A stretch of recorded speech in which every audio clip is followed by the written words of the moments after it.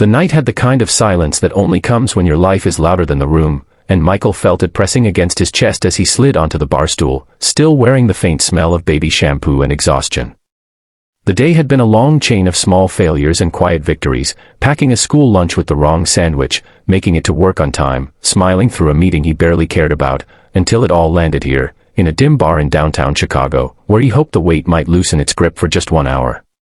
Across the polished wood sat a woman in a tailored blazer, her posture too perfect for the emptiness in her eyes, and something about the way she stared into her glass made him wonder what it would feel like if your success still left you alone. What if this were you, holding a life together with one hand while the other reached for something to steady the ache? Michael was a single father in his mid-30s, though the lines around his eyes made him look older, etched there by sleepless nights and the constant fear of failing the one person who depended on him. His son, Noah, had lost his mother to an illness that arrived suddenly and stayed just long enough to hollow them both out. Since then, Michael's world had narrowed to school drop-offs, late bills, and the quiet rituals of bedtime stories read with a voice that sometimes broke.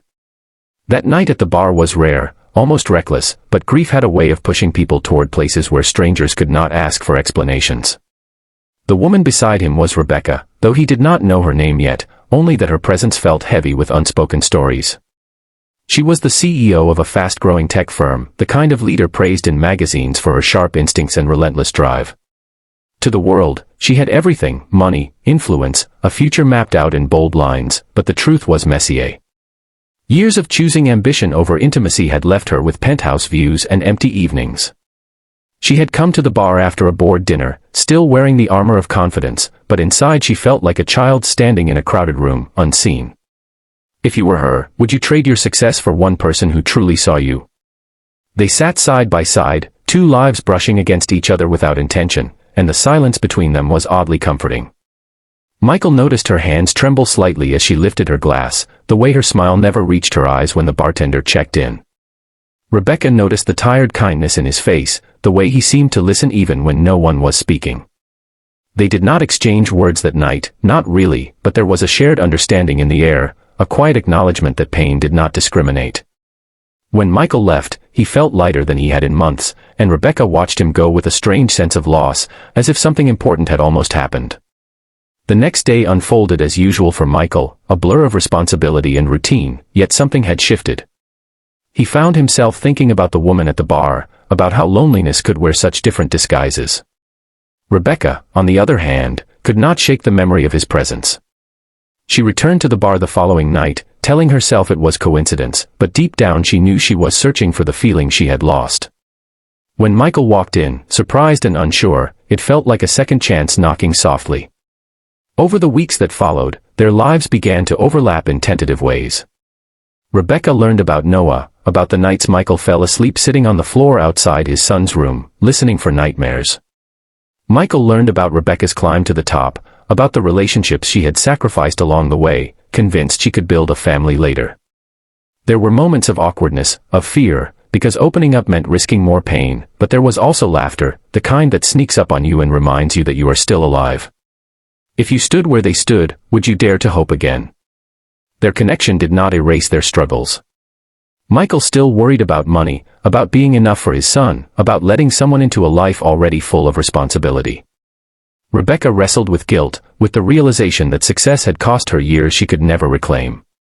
Yet together, they found a gradual change, a softening of edges. Rebecca attended Noah's school play, sitting in the back and crying quietly when Michael squeezed her hand. Michael watched Rebecca speak at a conference, pride swelling in his chest as he realized her strength did not make her unapproachable, only human. Love did not arrive as a dramatic revelation, it crept in slowly, built from shared mornings and late-night talks, from the way Rebecca learned to read Noah's moods and Michael learned to trust that he was not alone anymore. There were setbacks, misunderstandings born from old wounds, but each time they chose to stay, to listen, to try. In those choices, something beautiful grew, a reminder that even broken paths can lead somewhere warm. One evening, back at the same bar where it had all begun, they sat together, no longer strangers, watching the city lights flicker through the window. Michael thought about the men he had been that first night, weighed down by grief, and marveled at how far he had come. Rebecca thought about the woman who had returned just to see him again, and felt grateful she had listened to that quiet pull. Their story was not perfect, but it was real, stitched together by patience and courage. Before the final moments of this story, pause and tell us in the comments what this journey made you feel, and whether you believe second chances find us when we least expect them. As the night deepened, they held on to the simple truth that love does not fix everything, but it can make the weight bearable, and sometimes that is enough.